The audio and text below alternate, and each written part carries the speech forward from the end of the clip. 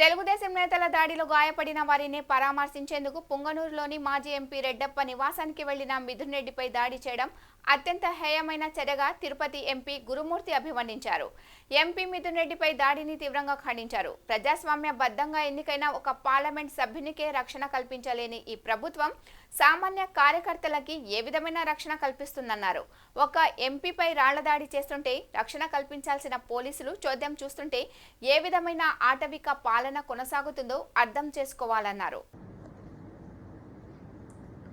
ఈరోజు Lok Sabha floor leader Mithun Reddy గారి మీద చేసినటువంటి దాడి నిజంగా ఈ కూటమి ప్రభుత్వం చేస్తున్నటువంటి నిరంకుశ పాలనకి నిదర్శనం.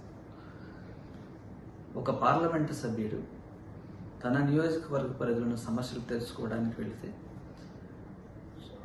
రౌడీ మూకలతో రాళ్లదాడి చేయించడం అత్యంత హేయమైన చర్య. ఇలాంటి చర్యలు మానుకోవాలి.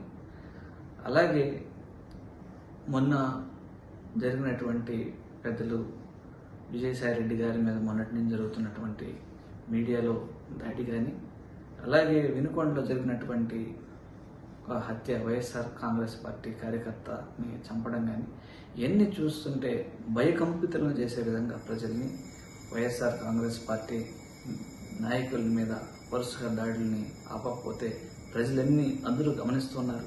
ఖచ్చితంగా మీకు తగిన మూల్యం చెల్లిస్తారు. ఈ రాష్ట్రంలో శాంతి భద్రతలను కొరబడి భయభ్రాంతులతో ఉండే విధంగా ఉంది. సో ఖచ్చితంగా ఇలాంటి చర్యల్ని ఆపాలని హెచ్చరిస్తాను వైఎస్ఆర్ కాంగ్రెస్ పార్టీ తరఫున.